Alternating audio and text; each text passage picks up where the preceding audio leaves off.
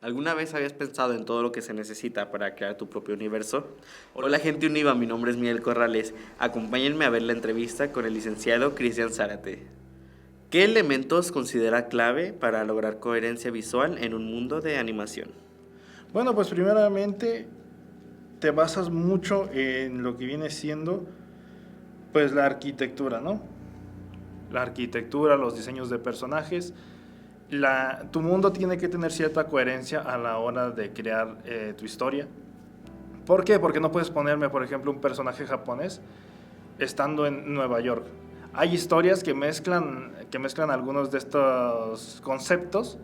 Un ejemplo puede ser Grandes Héroes, que te mezcla Japón con Nueva York y hace que funcionen creando una ciudad nueva en la que todo esto se combina y de cierto modo tiene una coherencia, un seguimiento.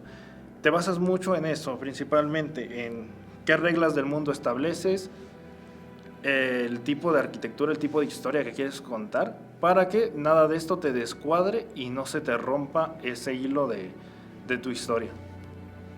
¿Cómo equilibras la originalidad y referenciar al diseñador en un mundo? ¿Nos puedes dar un ejemplo propio? Volvemos a la misma. Puedes tomar referencias de obras ya existentes. Actualmente es muy difícil crear algo original. ¿Por qué? Porque ya es tanta la cantidad de historias que tenemos a lo largo de todos los años que hemos vivido desde que tenemos películas, series y todo este apartado de entretenimiento, en el que ya es muy complicado llegar a crear algo original. Aquí recurrimos mucho a los clichés, aquí recurrimos mucho a inspirarnos en obras ya existentes.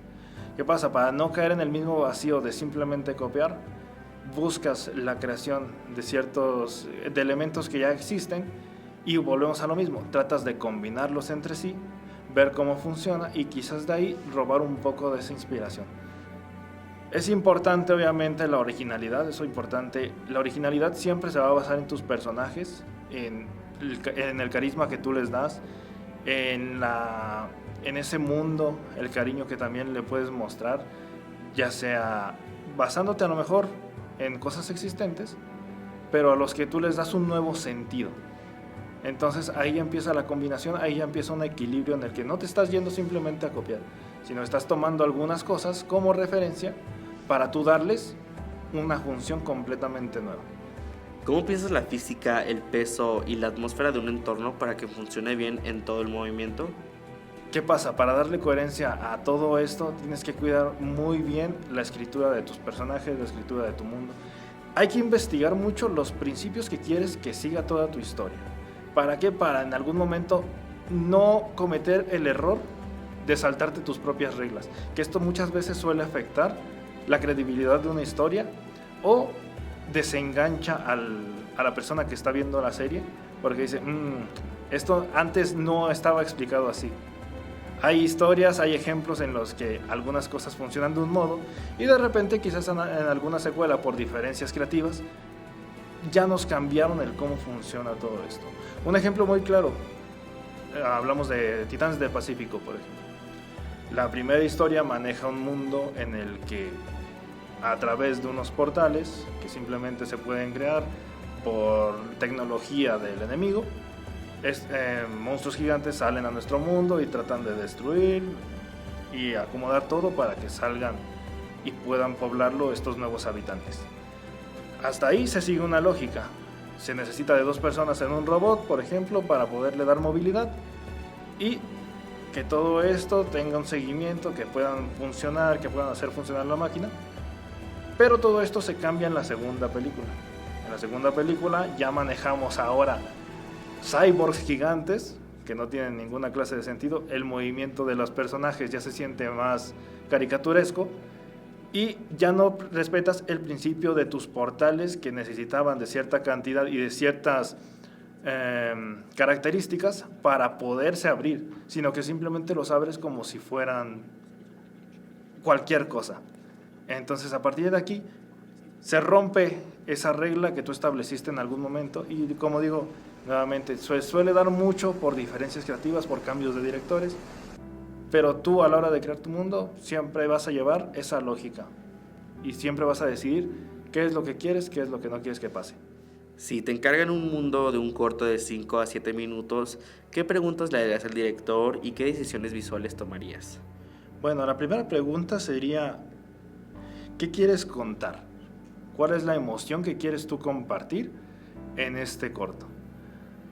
Hay historias muy bonitas en las que no se necesita de mucho para contar una buena historia.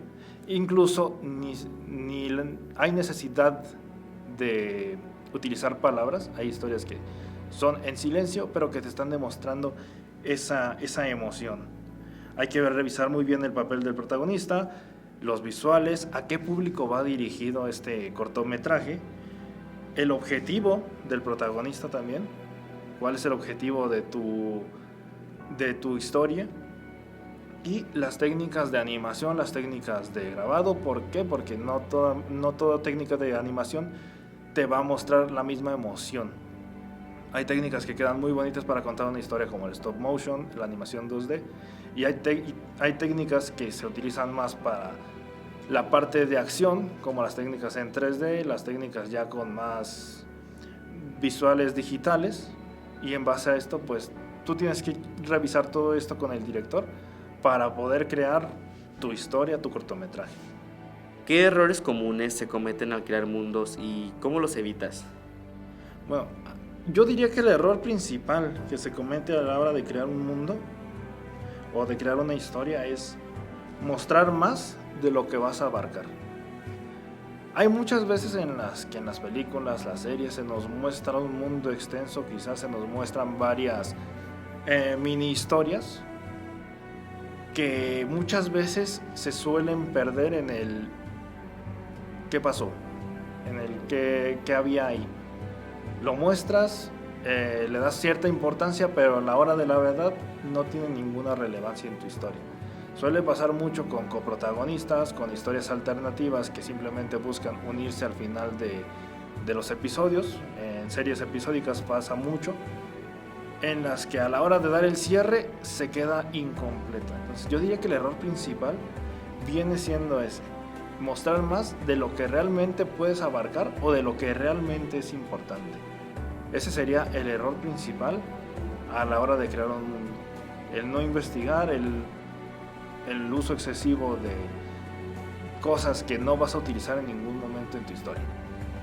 De nuevo agradecemos al licenciado Cristian Zárate por responder estas preguntas. Esto fue todo por la nota de hoy. No te olvides seguirnos en todas nuestras redes sociales. Yo soy Miguel Corrales y esta fue la nota de hoy.